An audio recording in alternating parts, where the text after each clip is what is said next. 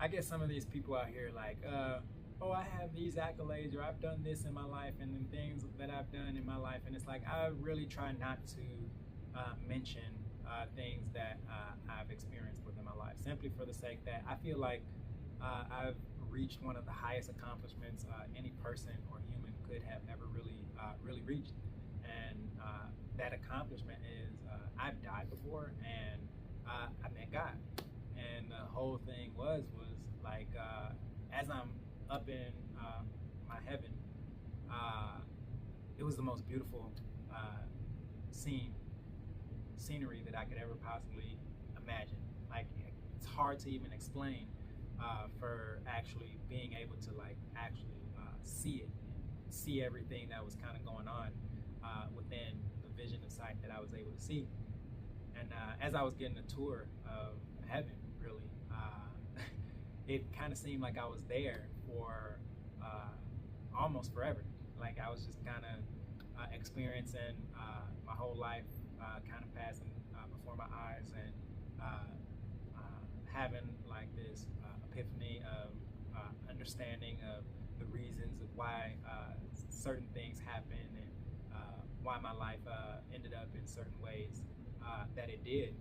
And at one point during the tour, I was sitting in this like seat where I was really kind of comfortable. It was just kind of just me, just chilling there.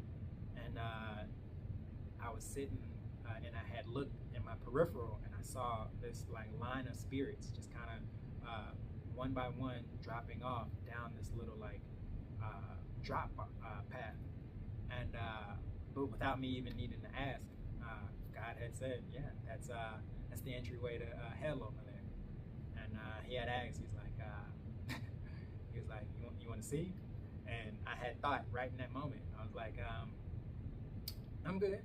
I am okay sitting right here and just watching you do your thing from this point. I don't need to go over there, because I didn't want to take any chances. I was just like, I don't want to go over there and then I don't come back. So it's like, this is a good spot for me, and I am okay enjoying my life for whatever it is from this point right here. And that was an accomplishment for me. And I was just blessed to have been given this opportunity to be able to come back and see my life as it is, to be able to continue doing the things that I'm doing. And yeah, that was just a moment of accomplishment that I can say, what other accomplishment can I reach beyond that point? So anything else is kind of just like all right, that was cool. But all right, so as I close this one out, I just want to tell this last part, and then we can call it a day. So I had went out right with this one group of friends, and I thought it was fun because they were one of them was my coworker. So she had told me she was from China, my coworker, but in the community that we hung out with, it was a mix of all different Asians, not just China, but specifically my coworker. She was Chinese that invited me out, and she was telling me, she's like, oh, I don't have that many friends, so if you want to come out with me, you're welcome to come, right? And so I had went out with her, but I didn't realize that not that many friends to her, in her mind, was anything under 50, because we went out and her not so many friends in her mind was pretty much like 20 people. And I was like, yeah, this is a lot of friends. So especially where like we grew up, like you show up with 20 deep, that's gonna be considered a lot. Like most people RSVP at least maximum of 4 or 20. You hit at least 5 other people's RSVPs already. So so I thought that was funny, the fact that she had invited me out. But the whole time that we're out, right, I ended up talking to this girl. She was Japanese. Her dad was an architect in Japan, so like she grew up wealthy. Like her entire life was basically handed to her. And I'm not like hating on her or anything like that. She was a beautiful, sweet girl, and like you can definitely tell like there's a certain standard of like beauty when it comes to just like a basic girl. Then there's a girl that was raised around nothing but wealth, and like you can tell like the difference, like the money kind of like shined off of her.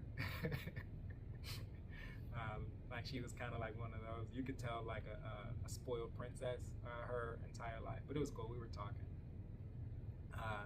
and the whole time like she really didn't have the greatest people skills, I could say, because a lot of her people skills were almost kind of really bragging to everyone else how much better she was than them, because her life was kind of handed to her.